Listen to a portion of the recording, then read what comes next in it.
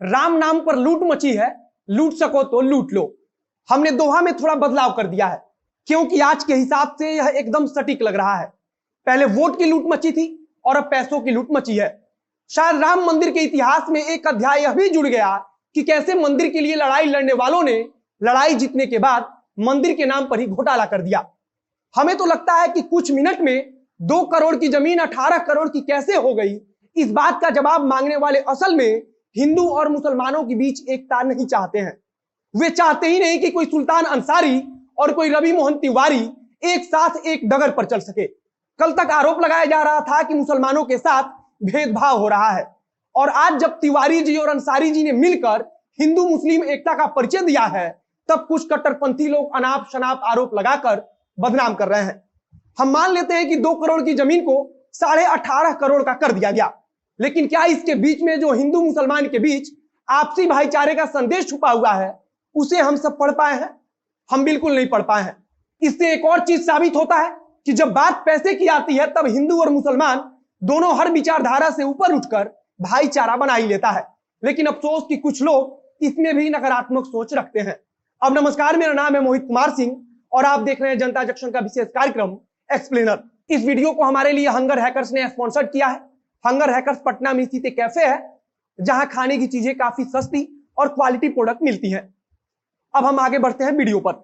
हमें लग रहा है कि दुनिया में बहुत कम ऐसे व्यापार होते होंगे या नहीं होते होंगे जहां अगर पैसा लगाएंगे तो मात्र कुछ मिनट में ही 9 गुना का फायदा हो जाएगा, लेकिन हमारे यहां भगवान राम की कृपा से यह सब संभव है। भगवान अपने भक्तों को ऐसा आशीर्वाद देंगे कि वे 2 करोड़ को मात्र 10 मिनट में 18 करोड़ कर देंगे। ऐसी कल्पना भी किसी ने कहा की थी, लेकिन देखिए आज भगवान के नाम पर कुछ लोग कैसे मलाई खा रहे हैं। पूरा मामला समझने की कोशिश कीजिए और खूब आराम से समझिएगा क्योंकि मामला काफी पेचीदा है। राम मंदिर से जुड़े निर्माण कार्य को देखने के लिए ट्रस्ट का स्थापना किया गया। ट्रस्ट द्वारा निर्णय लिया गया कि राम मंदिर के परिसर को काफी भव्य बनाया जाएगा और इसी के मद्देनजर ट्रस्ट द्वारा निर्णय लिया गया कि आसपास के मंदिरों को भी इस परिसर में शामिल करा लिया जाएगा और फिर इसी कार्य योजना के तहत आसपास के मंदिरों को गिराने का काम शुरू किया गया। इसी कार्य योजना के तहत काम करते हुए आसपास के लगभग आधे दर्जन मंदिरों को गिराया गया। उस मंदिरों को गिराकर उस जमीन को राम मंदिर परिसर में शामिल किया गया।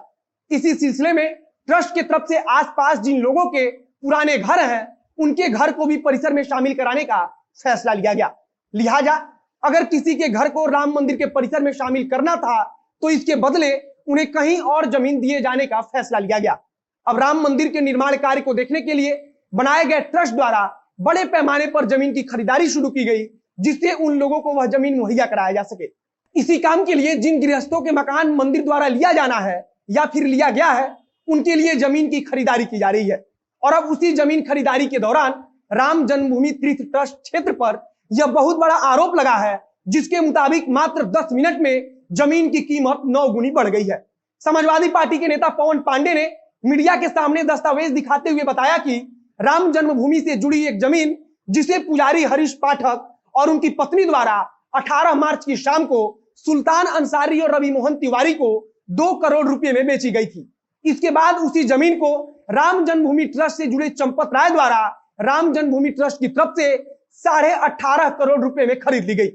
मतलब आप खुद सोचिए कि दुनिया में ऐसा कौन सा व्यापार होगा या फिर दुनिया की ऐसी कौन सी जमीन होगी जिसकी कीमत मात्र 10 मिनट में 2 करोड़ से 18.5 करोड़ हो जाती है।